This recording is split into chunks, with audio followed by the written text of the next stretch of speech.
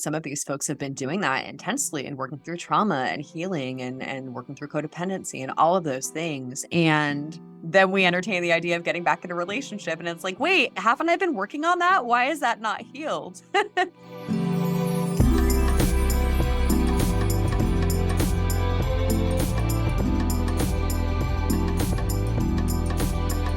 Hello, everyone. Welcome back to Queer Relationships, Queer Joy. Ooh, queer relationships, queer joy. We have a lot of relationship things to talk about. We will have some joy. We And promise there will be joy, but buckle up. yeah, we are looking for those gratitudes and joys right now. There's a lot of stuff going on for a lot of humans in the relationship department. So we'll do our intros, but just a heads up, we may talk a little bit about sex, but the focus today is back on relationships and relationship dynamics and what is going on, at least in our world, what we're seeing. There's what is going on? Really, that's my question. Can anyone answer it? Can anyone answer this? We'll talk about it, but we may not have the answer. We may not.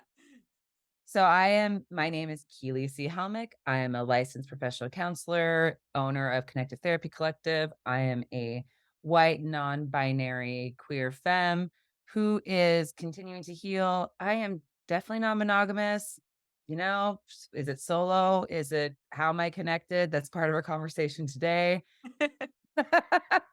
But for now, I continue to talk about the person I call Main Main. I am Melissa DeSegurant. I am licensed as a marriage family therapist and professional counselor working at Connective Therapy Collective. I'm white, bisexual, I'm able bodied, I am polyamorous, I am polysaturated.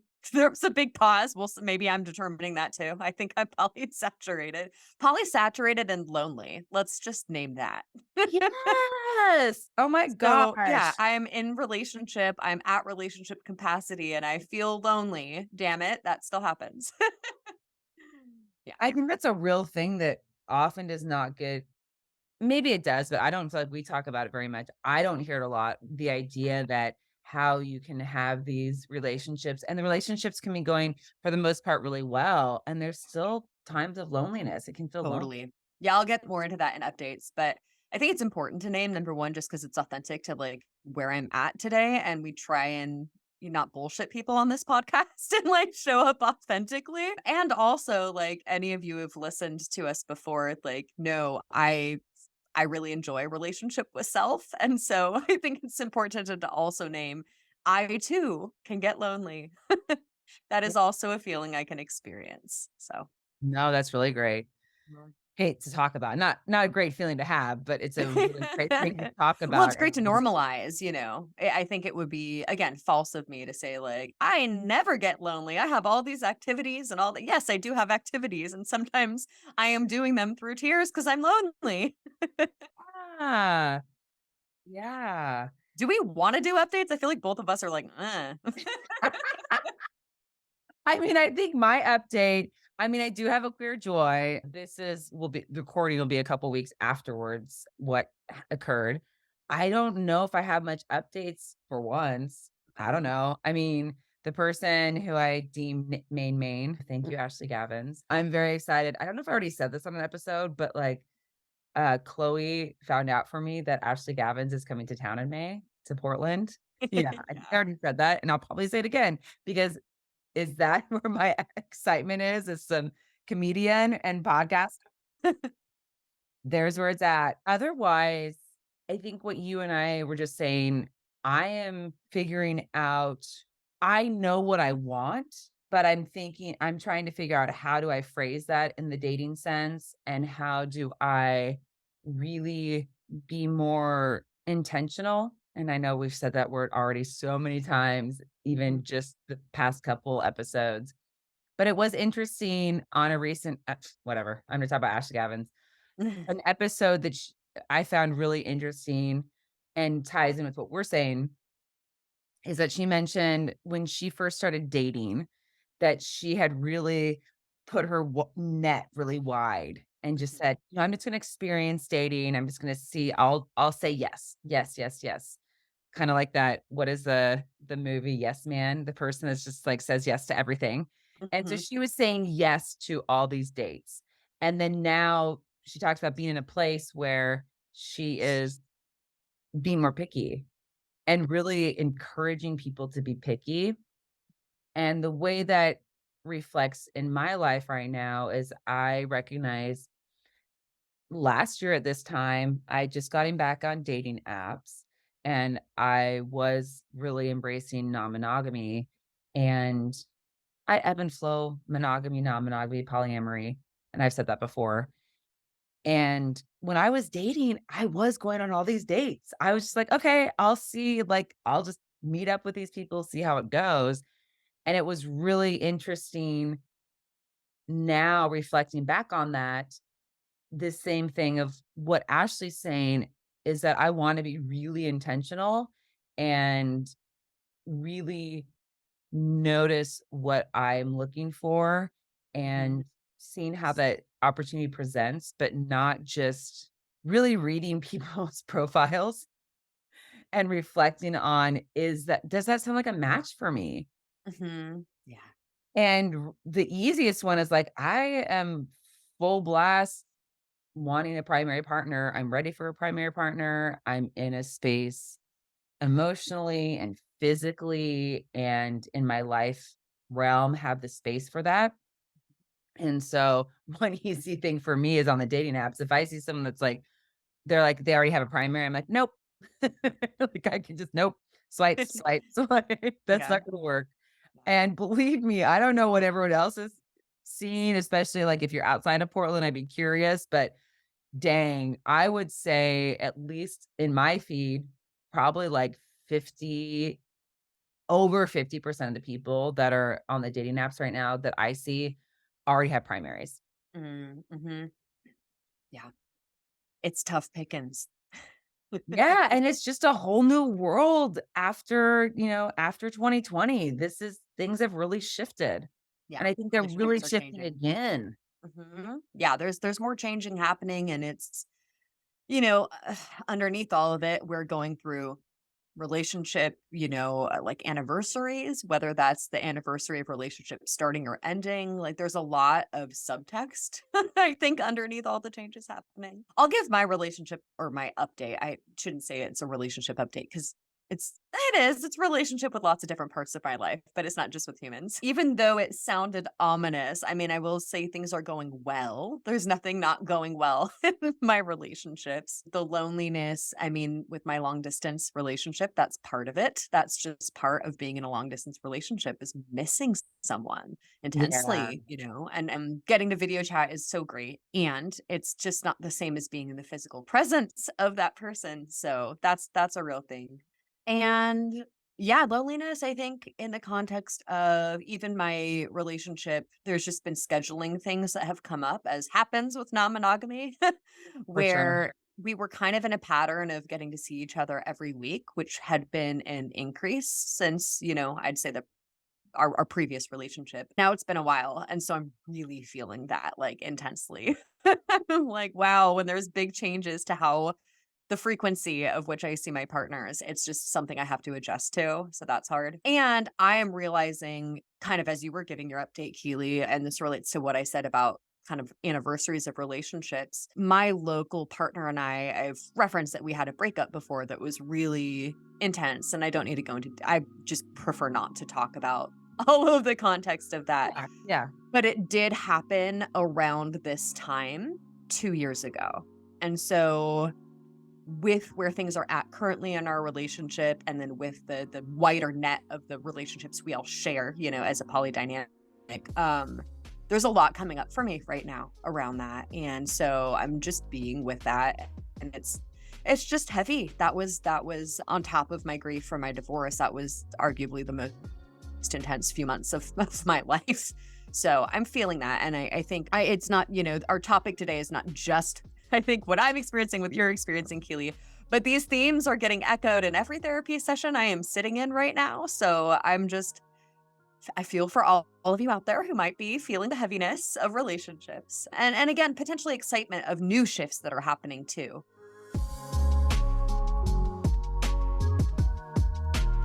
Hey, it's Cardinal, your behind the scenes buddy. I'm feeling some excitement for some new shifts. Episode 69 is coming up, and come on, we got it. We got to do something special. We want to make an episode dedicated to your queer joy.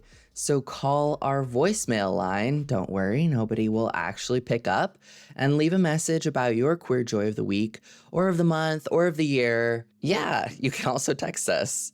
The number is 503 660 4409. That's 503 660 4409. It's also in the episode description. It costs $0 and would mean the world to Keely, Melissa, and I if you left a message. All right, back to the show. Yeah, and I think about the, like, seasons and not to get even more heavy, but I have experienced quite a few deaths recently, and it's a very common time when we look at nature, we are you the death is all around us, and so there is grief and death, and we can look at death as, yes, a life ending, but it also can represent an end of something or a shift of something, and I think that grief pops up during this time makes a lot of sense when we're looking at the seasons and Yeah. being with the seasons, and that something interesting you mentioned earlier that you haven't mentioned yet on when we you and I were just chatting was how we don't always recognize how being in relationships, we can still have this grief. And you mentioned, like, for some people, especially since 2020, some people really haven't been dating. Right. And if they're starting to date now, that there is grief coming up around past relationships. And it's like when you're single, there's so much work that can be done. There's so many awesome things that can happen when you're single. And you may think that you are over a relationship or that you've moved on from the grief of a past relationship. And then you get into a new relationship. You're like, oh, wait a minute. Ooh, there's these residual feelings. There's still some feelings of loss from those former relationships. Absolutely. This has been a with many, many of the people that I talk to, honestly. And it's, yeah, I mean, we promote relationship with self and we promote self-work. And some of these folks have been doing that intensely and working through trauma and healing and working through codependency and all of those things. And then we entertain the idea of getting back in a relationship. And it's like, wait, haven't I been working on that? Why is that not healed? And it's tough because that's the part where, and I say this to clients, where the relationship is where the healing happens. Yeah. There's only so much we can do in a vacuum and with our therapist and support groups and all of those other friends, family, like all those other people who help us. But when we're actually in that vulnerable place again of being in a relationship, that's when those triggers come up. And that's when the real work of like, okay, how do I ground myself? How do I resource? How do I know what I need? How do I communicate what I need? How do I tell myself this is the present day? This is a new situation. This isn't the old pattern happening again. I don't have to go into fight or flight mode. Well, yeah, and those things that a person has been working on with themselves, it can only some of those things can only be practiced when you're in that situation, when you have an emotion come up during an interaction with somebody else. Yeah. Yeah. And so I often think about certain either patterns or things that someone's trying to resolve within themselves around how they want to improve how they interact in relationships. Mhm. That practice happens when that situation pops up again. Yeah, the word you just used feels important, like practice, because I think people think about healing as a destination. Like, I'm going to get to this point. I'm never going to have a trigger again. I don't have to think about that anymore. Conquered that one. Life's going to be a breeze. Give me a new challenge. And time again, that's not how it works. It's the same challenges we continue to revisit. It's those same patterns. And so it's the practice of staying engaged and changing each time that same theme or same pattern reemerges, giving yourself more opportunity to have some agency and distance from your emotions and be able to respond to them and not just react blindly in the pattern. But it's that life is going to keep handing you that same set of patterns you know, and that's where the cognitive piece I think comes in because you can choose how you want to look at that. You can choose the narrative, you want to you want to believe or say about that. Yeah.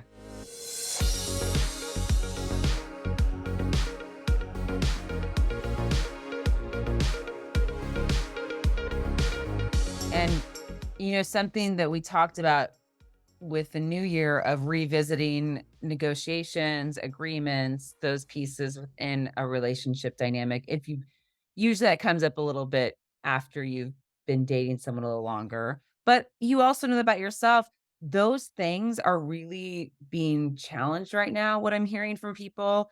And something that really has popped up in with this idea of patterns is people who were dating during the lockdown and who were together during the lockdown and who are still together now are finding that they created these types of patterns Mhm. that they were almost forced to, or it was because it was situational. Yeah. So we talked earlier, even like last year, about what was it like post COVID, but I think we use that term and social media picked up that term and, and journalism and all that. I think that what I'm hearing is we're actually feeling the repercussions still. Yeah. Oh, yeah. Absolutely. Yeah. And maybe different iterations of it or different waves of it, but certainly now seems to be a time where we're really accepting that we have to figure out what we want in our relationships in our life and we can't keep waiting for something else to shift. Even with COVID, right? We were waiting for this big COVID's going to end and it's like it hasn't been some clear cut it's over at all. And so yeah, I mean and as you said, these patterns that were not necessarily I guess sometimes they were intentional, but it was about survival in the moment or just necessity. People who moved in together because that was the easiest way to save rent when somebody lost a job due to the pandemic, right? Like there's so many different stories about how people got into the relationship structures they were in, and some of that is shifting. Yeah. And I've heard the term thrown around in my circles and some other people talking. And I don't know if you've heard this as well. And this is specifically non-monogamy, but this, as we've talked about many times, can also apply to monogamy. How the lockdown and being in these smaller bubbles now that people are expanding and out dating and out in the world as we have more vaccinations and just how we get into a place where we have some exposure and we recognize, but that the risks aren't as high as they used to be. And this flavoring of codependency Mhm. that some people are noticing because if you were dating someone during the lockdown and then made it through these next year or so and then really reflecting on, oh, I really want to be dating again and I want to be dating outside of this primary person or this nesting partner and things coming up. A lot of people were forced into pseudo monogamy for a long time, and I say pseudo because I've had, again, clients who identified as non monogamous, but because of health reasons and the pandemic and the risk factors, they were not able to date other people. And so sometimes that's where the codependency I've seen with people can come in because we've been operating in this monogamous way and now it's an adjustment, it's a transition to all of a sudden we're launched back into now there's more people, there's more partners, who makes decisions, who holds the power, where is the privilege, like all of those dynamics we've got to deal with again. And that can be really hard and complicated. Yeah, and so this is popping up. So we have this grief potentially for some people, but there's also this opportunity of wanting to get out again and wanting to reestablish other partnerships or other dating situations. And I'm even hearing like some people are like, I things were working so well. Some people broke up right after the pandemic or right after the lockdown. I want to keep Mhm. clarifying the lockdown period. After the lockdown period, Yeah, COVID is still real, COVID is still there, so I don't wanna if I catch my I wanna catch myself using the word after COVID or post COVID. totally.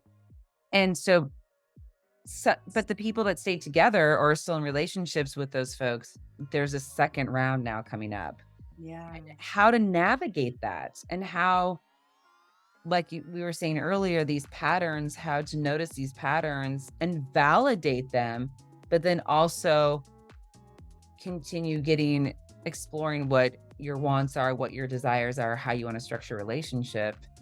And I think that that gets even more muddied and like less clear because sometimes you're like, oh, well, this is how our relationship dynamic was. Why wouldn't it just continue?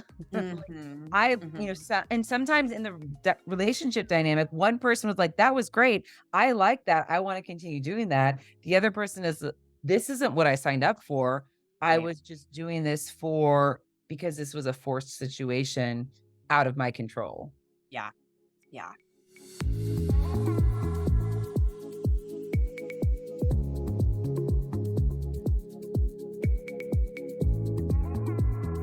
As we're saying this, I'm thinking about what are the invitations, what is helpful for people as they're navigating all of this, and to me, it's like, slow down. Like that's just what the universe is telling me is like, everyone breathe and move slowly. Not necessarily a time for big, quick decisions that are super impulsive and spontaneous if you're dealing with all of these, floating energies. And I say that like, again, trust your gut, trust yourself. If you're not resonating with this particular topic and theme, good on you. Go get some, have a good time. Like, we will cheer you on. If you're floating in all of this, the grief and the uncertainty and shifting and changing and codependencies coming up and all these things, slow down and breathe and think about like basic needs. We say this often, but I think it's important to like hydrate, nourish yourself. Like there's a ton of emotional exertion and you need to fuel yourself for that appropriately. Sleep, those things are really important to relationships. Yeah. Well, and then the little piece in me, or maybe more than little piece, I'm like, I don't want to slow down.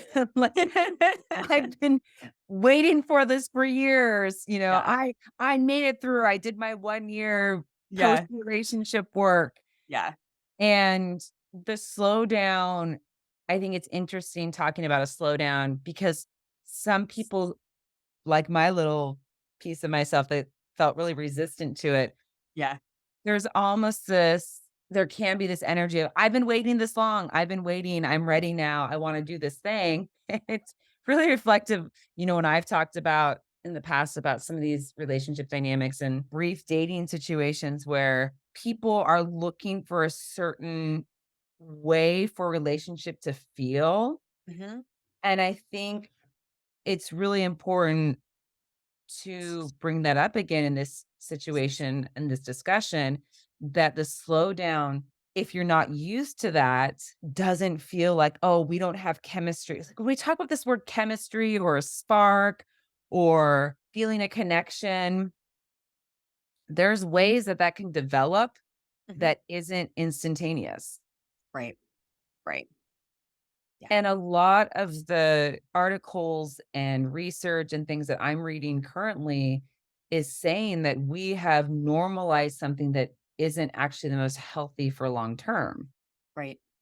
Well, and sometimes the slowing down is like it may relationships, NRE, like I know I experienced this and I've talked about this before. Because it feels for me still pretty rare that I have that connection where I'm like, oh man, I'm really feeling attraction on all the levels. And that's just part of who I am. When I do, it is intense and it's pretty immediate and it's really irresistible. Like, because it's just like, oh my God, like case in point, my long distance partner who I met over summer, it had been 2 years since I had had a first meeting with somebody that I was like that into. Like it had been a long time. And so the impulse was not to slow down. The impulse was like, let's go, go, this is what and that's great. However, if we had just, like seen each other every day, spent every minute together, that would have been fine. However, that's going to be different than the longevity, long termness, the longevity of the relationship. Like that wouldn't be sustainable is my point. And that I think that's true even if you live in the same town, right? That NRE first initial, like whatever that dynamic is in the beginning isn't sustainable. So if you're going to do that and speed up and all, great, do that, but know what you're in. Understand that this is being fed by novelty and new relationship energy. Understand that it is going to change. I think Well, the attachment to that energy can be really problematic. ooh, yes, the attachment to that feeling, that's where it gets really in that gray area, is if you're searching for that certain feeling. Yeah.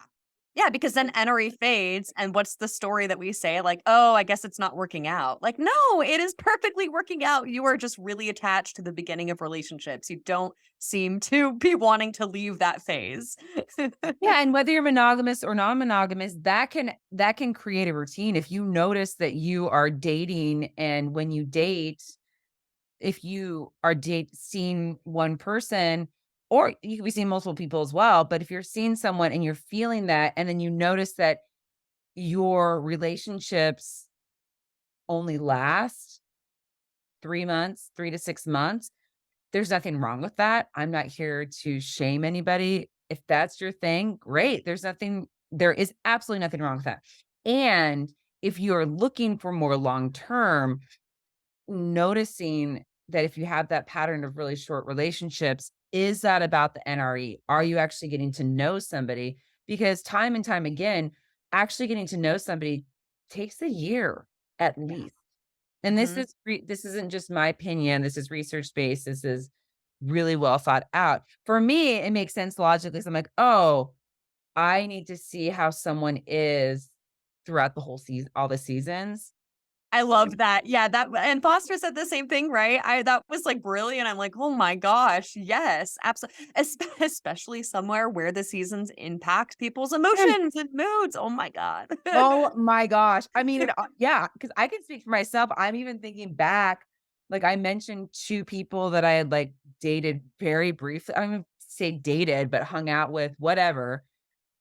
And I'm reflecting back and it's like, oh, like maybe I shouldn't date new people between October and January, or October and, through January and February, because I don't think that someone doesn't get to see the full me in those moments. Like I'm still injured, but I was really going through my injury, and I do have bouts of seasonal depression. And so like, if you're looking to have big NRE with me, it's probably not gonna happen during those months. Mm, mhm, mhm, mhm. And, like, as we say that too, we don't have to show up any specific way. Like, I also don't want people to, because I do hear this from clients, like, I have to be fully healed before I can go in relationships, Uh, and, like, that is not true either. It's messy, folks. It's not, like, super clean and, like, this is, perfect and no, that's all it's messy, and sometimes we are gonna start relationships when we feel like we're at our worst, and that's okay. I mean, gosh, I going through my divorce, like, some of my most intense relationships were the people who were there for me around that time, and that includes friendships that deepened, a lot of yeah, friendships that really deepened. So, we're not always gonna, you don't have to wait for the perfect season, I guess, is what I'm saying. And it's fair to know your patterns. I know for myself, at least the last 2 years, I have very, very low bandwidth for new people and taking yeah, in new information in the fall, and I would say especially winter, and a lot of that is because of my job, because being a therapist, it's really intense, and my caseload is hurting, and I am feeling that, and I'm sitting with all that heaviness. So, my capacity and my dating schedule is impacted by that, and that's okay. I get to choose that, you know? yeah, and I think when you say that, even just recognizing I can take ownership or say that I didn't have as much bandwidth to have those connections. Yeah. And I think it's really relevant going back to the conversation earlier when we were talking about how Ashley Gavin was talking about being more picky. I think also something that really happens when you become more intentional and you are doing work with yourself, then there's gonna probably be more rejection, honestly, on both sides. Mhm. Like, you as the Yeah. person seeking dating, are going to be rejecting, and how do we deal with rejection?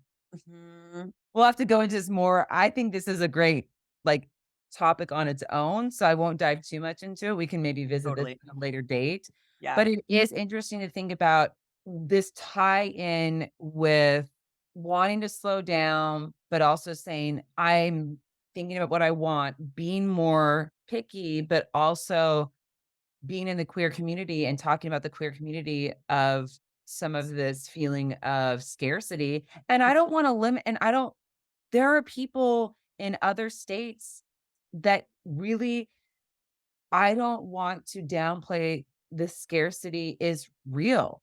And Mhm. that doesn't mean scarcity in that sometimes it's, depending where you're at, it's less safe to be out, less people are out. There are folks that are in a cis hetero pairing marriage where maybe non-monogamy isn't as safe Mhm. to explore. I mean, I consistently hear people moving to Portland because, like, "Oh, it's more queer and you can be poly there." And so I don't wanna downplay that we have quite the privilege of Mhm. living in a city where there is access to queer community. But there's a lot of Absolutely. rejection. There's a lot of rejection.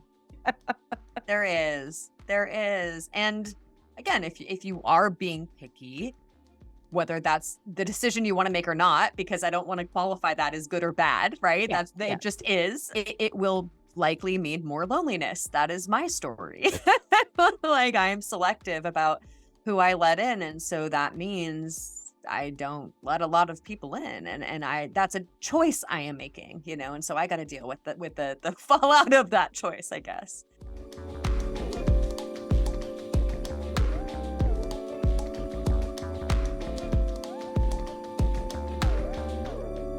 So when we're saying this idea of, again, going back to grief and seeing how relationships are shifting and seeing what's coming up in relationships, is beyond communication, is revisiting what are the things that are working well. Mhm. And when, if you're noticing more arguments or disagreements, you're noticing, wow, we just used to get along so well and now things aren't how they used to be. Notice what those disagreements are about, reflect on it. Is it someone's wants and desires not being met? Is it because now things are opening up even more, that people are continuing to feel more comfortable getting out and dating? Is that a piece of it? Mhm. Is it about your past NRE? But Yeah. what are the patterns that are now emerging, and how is that reflective of your own self-worth? Yeah. Not self-worth, sorry, reflective of your own self-work. How is that Mhm. reflective of your own self-work? And how is it that it's a changing dynamic within your relationships? Also, what is the outside influence? It's funny you said self-worth, and I'm like, yeah, because people do tie it into that, though. I hear that all the time, and that's one of the things and that's I guess let me clarify too, when I say slow down, that doesn't necessarily mean slow down all your relationships. That means slow yourself down, like, when something happens, take a breath and notice, like you're saying, Keely, reflect on where these things are coming from. And I actually, yeah, I've heard a lot about self-worth recently, because of this, it's that interpersonal and codependent thing where it's like, unless I'm in relationship in the way that feels good to me and I get to show to the world, I don't feel valuable. So many people have their self-worth wrapped up in their relationships with other people. And so then if we're not in relationship the way we'd like, or the relationship isn't fitting the way it used to, that can really take a toll. And so check into that if you're tying those two things together. There's the personal work for you to do there. You are worthy whether you are in a relationship with someone or not the way that feels good. So if you're tying those things together, there is some more self-work to do on that. Yeah. And noticing when you have those pulls to want something to be different than what it is. Yeah. Slow down is reflective of practicing mindfulness. And for those that do have any kind of practice in mindfulness, I think about radical acceptance. And there's things, what are we creating? What suffering are we creating for ourselves when we're trying to change something that isn't ours to change or control. Right. Yeah. Yeah. And a lot of times that's to avoid pain, right? And so that acceptance can involve stepping into the pain and the grief. As I said earlier, sometimes when I'm experiencing that loneliness, yeah, I'm doing all these things that I would usually do. I'm playing piano, I'm whatever I'm doing, and I am with my grief. I'm crying. I broke into tears last night when I was playing something. And it was just that emotional release of like, oh, there's been all this pent up energy and I don't know where to put it. And that's how it came out for me. So channel that, put that somewhere. Yeah.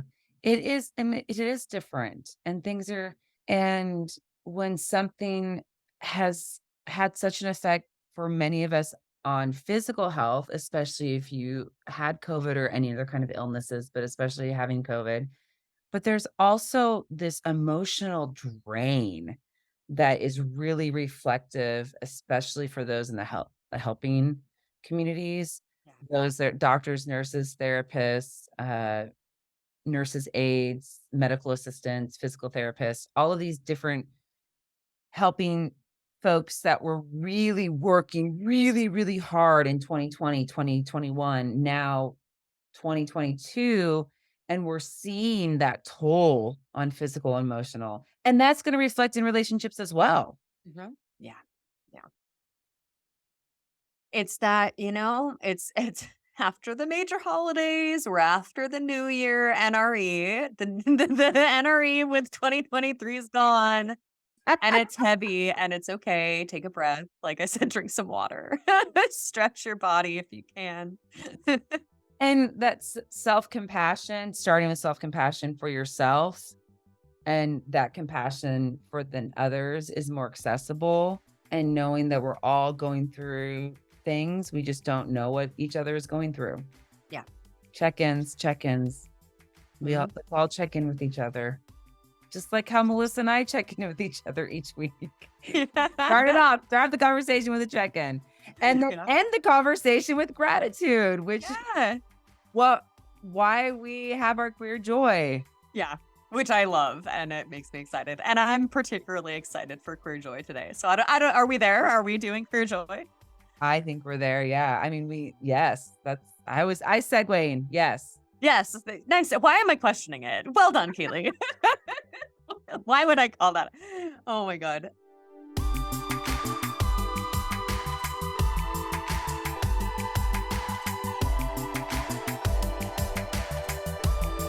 All Well, good. I want a name that I am proud of myself for being slightly more active on my Instagram profile. So if any of you follow me, you might notice that. I'm not making any promises.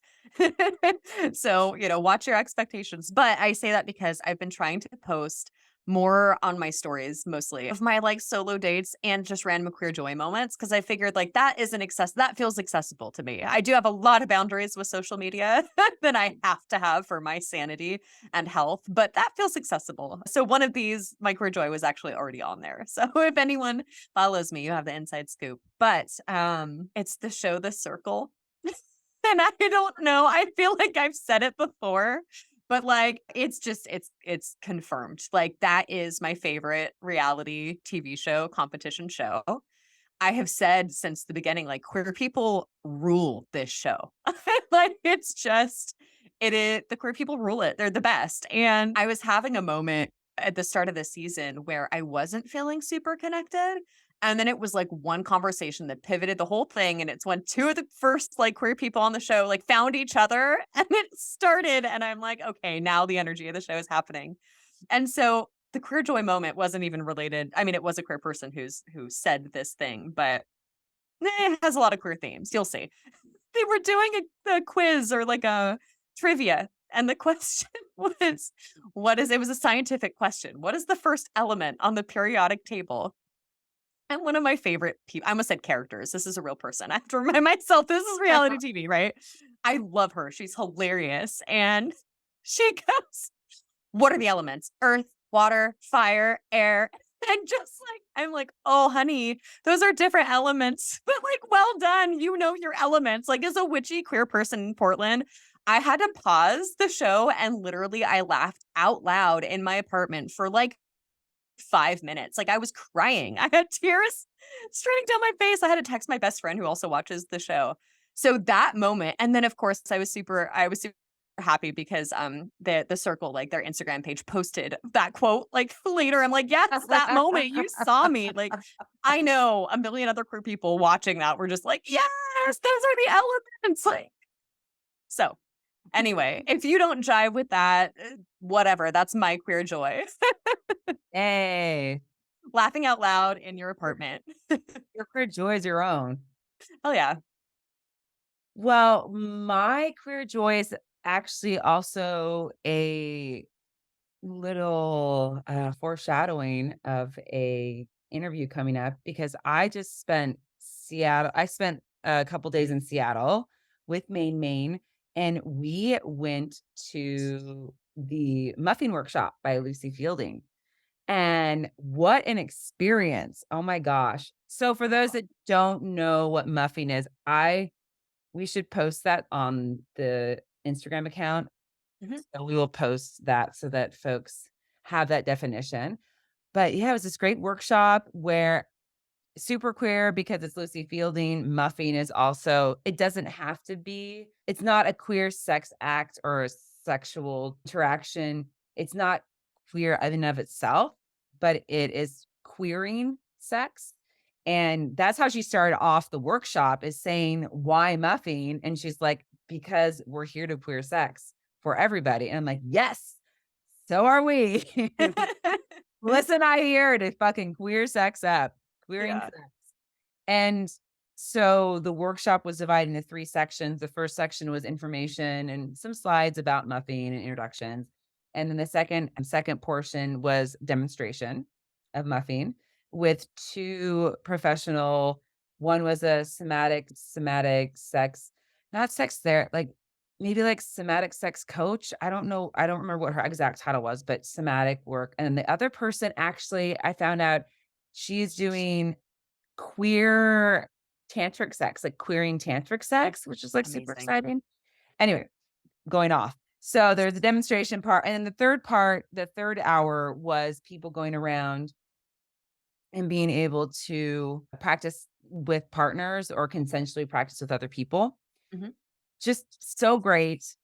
And the middle part of watching the demonstration was not just about the act of what muffing is, but they did such a beautiful job of like a warm up.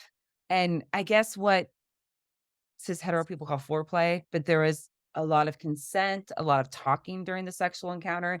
And really, you got to demonstrate and see how started off slowly, they had more and more touch, and throughout touching these verbal check-ins, which did not take away from the sexiness of the interaction, by the way. So it's also really nice to see that. And then discussion of aftercare. And all of this was really combined in this hour so that folks can see how that looks Mhm. in real life. You get And to demo like a really intentional process. yes, it was so wonderful. And also the to wrap up this queer joy, it was like going into this queer sanctuary because we had been outside and the Seattle Seahawks had been playing and just finished their game. And oh my gosh, I'm sitting here. I'm like, I'm in Seattle. Seattle's super queer. And it is not queer right now. And it's just like all these people coming from a football game and just that like very cis hetero male. And I mean, there are women there too, but it's very cis hetero male energy of like a football game and like rah and ugh. And then Your I got in face, Keely. there and it was like, gay art everywhere, Yeah, yeah. people, like, art and queer people, and I gotta give Lucy a big hug, and I'm like, "Oh, thank God." You Felt felt her. some relief. Yes. Yes, so even in a queer city like Seattle, oof, it's still yeah. It's not for everyone. I am like the bisexual who also like was married to a sports coach. Yeah. So like I'm like, yeah, what a great environment. Yeah, I'm all about it. And it's decidedly not a place that I would call a queer space. I really enjoy getting to infiltrate all of these straight spaces with my super invisibility powers.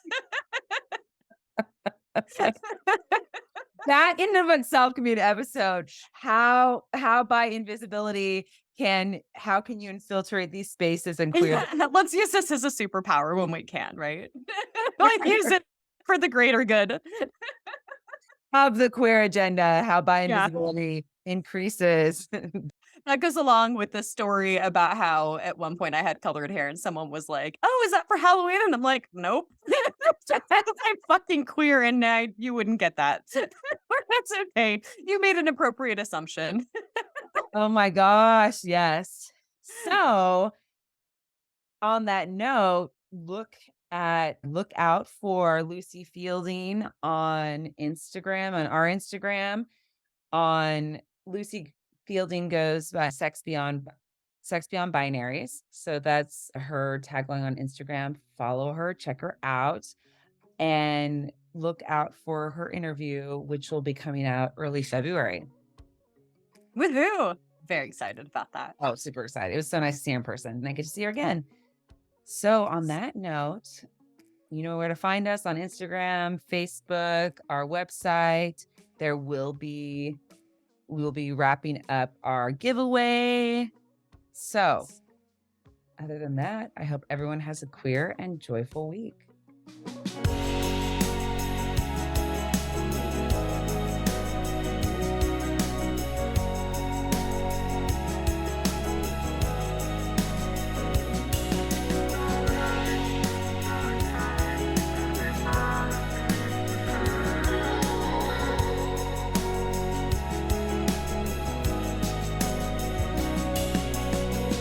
Thanks for listening to Queer Relationships, Queer Joy, a podcast by the Connective Therapy Collective.